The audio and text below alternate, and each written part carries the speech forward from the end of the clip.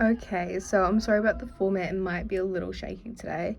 But today we are doing shadows. I'm Elvie, by the way, and yeah, so I'm gonna be painting the pins in the same base.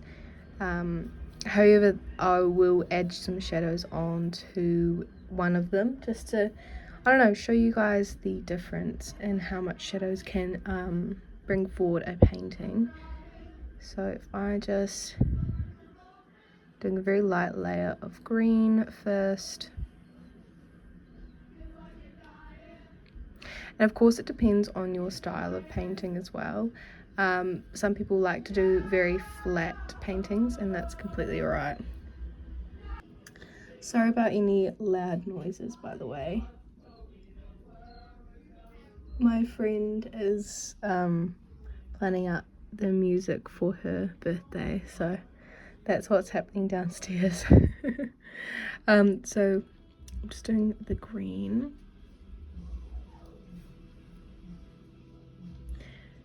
Trying to build up the colors a little bit because the shadows really are what I rely on because I do quite light layers, but I won't be too complicated with the shadows. It will just be a simple comparison today, I think. But that's kind of like the base here, and then we'll go in with a bit of grey. I'm using Shrinker paint. This is the Academia set with a few Da Vinci paints in here as well. It's my favorite set at the moment. It's just got a good amount of paint, not too many, not too little, and a really nice range of colors as well, although the browns aren't my favorite, to be honest, but that's all right. Like, I really enjoy a neutral sepia, and this sepia is not quite what I like. And on top of that, I also prefer, and then I also just prefer a burnt umber.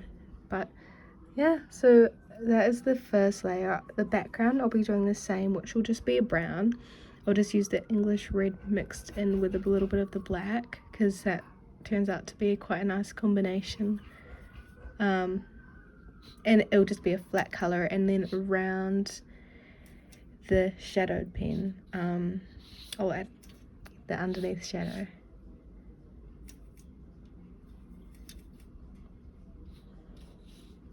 I'm just using the one paintbrush. I tend to just use one paintbrush throughout a whole piece, and since this paper is not that big, I just use the small paintbrush. If it was like A5 or A4 paper, I'd use a different paintbrush.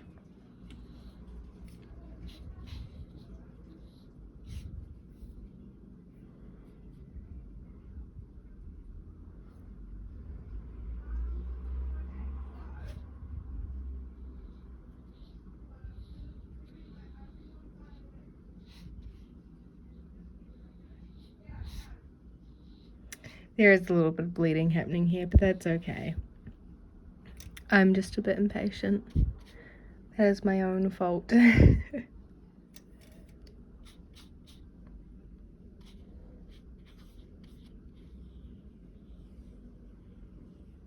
This top one can be my shadowed pen, so I can cover up the bleeding with shadows.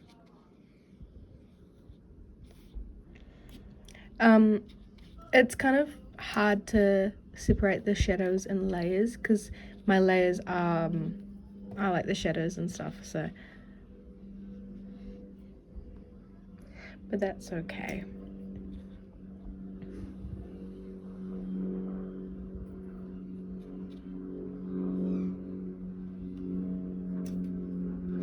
Sorry about the noises. Planes and stuff are quite dramatic. Just adding a little bit of atmosphere, you know?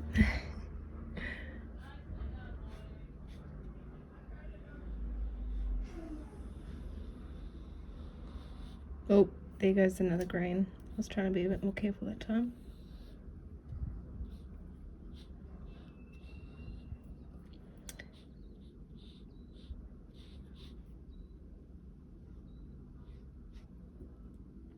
Now the next step will be to just let this dry, so I'll come back to you when that's happened. Okay, so these are the pens for their first layer. They are still drying, but you can kind of see these layers. They're not really shadows, but they're just small layers on top. In the background, they're basically the exact same. For the next step, I'll just be doing it for one of the pens, and it'll just be one layer of shadows, and it'll just show you how much that one layer can add to your painting and your process. Don't mind me just waiting for my painting to dry.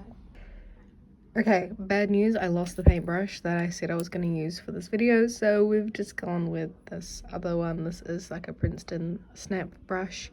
I use it for gouache, acrylic paint and watercolor. It's synthetic, so it doesn't hold as much water, but it still works. So for the shadow, I will be using ultramarine blue. Since it's quite like a green leaning pen and painting, I'm using a little bit of the green that I have mixed up here, and then also a bit of the black. So that's kind of the color we're going for. Using water, and the pen I will shadow is this top one. So we're going to do a shadow just behind the pen thing here, following it along down the bottom here, just doing like one long swoop,